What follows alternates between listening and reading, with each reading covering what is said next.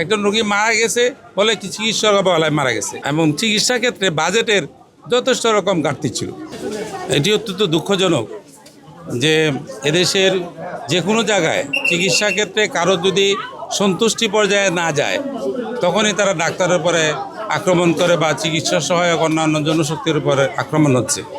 আমি মনে করি এটা এদেশের জনগণ সহ যারা এই কাজটি করছেন, যে সমস্ত যারা করছেন জনগণের যে অংশটা বিশেষ করে, আর আমার মনে হয় জিনিসটা বুঝে উঠতে পারেন নাই, সেই জন্য এই কাজটি করেন। কেননা একটি সর্বজন স্বীকৃত যে আমাদের দেশে যে পরিমাণ রোগী আছে সেই তুলনায় চিকিৎসা ব্যবস্থাটা এখনও যথেষ্ট পরিমাণ হয়ে দাঁড়ায়নি। কালার এক্সপার্ট, জর্জ স্যাপ এবং মাইল্ড অন হ্যান্ডস টেকনোলজি সমৃদ্ধ অরিক্স ক্রিস্টাল ওয়াশ আপনার লন্ড্রি এক্সপার্ট। সুতরাং যখন রোগীর তুলনায় ডাক্তারের সংখ্যা কম থাকে, সহায়ক জনশক্তি কম থাকে এবং ব্যবস্থাপনা সহ এমনকি হাসপাতালে বেডের শয্যা সংখ্যা যে পরিমাণ রোগীর থাকে তার থেকে কম থাকে, তখন এটিকে দেশের মানুষ গ্রহণ করে নিতে হবে যে এই ব্যবস্থার মধ্যেই আমাদের চিকিৎসাটা নিতে হয় এবং তারা নিচ্ছে না। এবং এদেশের সংখ্যাগরিষ্ঠ জনগণ কিন্তু কোনো রকম খারাপ আচরণ করে না, কিন্তু কিছু দুষ্কৃতিকারী আছে যারা এই ব্যবস্থার এই দুর্বলতাকে সুযোগ নিয়ে তারা নানা রকম অপকর্মে লিপ্ত হয়, চিকিৎসার উপর হামলা করে, স্বাস্থ্য ব্যবস্থা প্রদানের ক্ষেত্রে নানা রকম বাধা সৃষ্টি করে। এটি অত্যন্ত নিন্দনীয় এবং দুঃখজনক ঘটনা। এবং সেটি একটি আজকে যে ঘটনা আমি কিছুক্ষণ আগেও বলেছি, এটি একটি ব্যাপার নয়, এর আগেও ঘটছে এবং কিছু হইলেই আপনার দেখা যাচ্ছে একজন রোগী মারা গেছে বলে কি চিকিৎসক অবহেলায় মারা গেছে।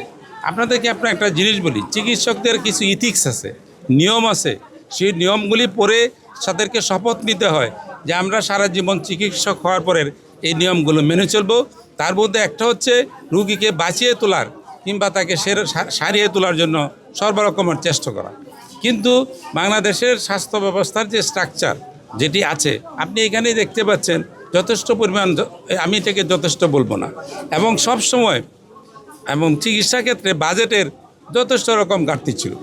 এই সরকার এসে সেটিকে বাড়ানোর উদ্যোগ নিয়েছে এবং এটি উনি বলেছেন, বর্তমান মাননীয় প্রধানমন্ত্রী এই কথা বলেছেন যে আমরা এটাকে বর্তমানে যে 0.7% আছে সেটিকে বাড়িয়ে উনি 5% পর্যন্ত নিয়ে যাবে।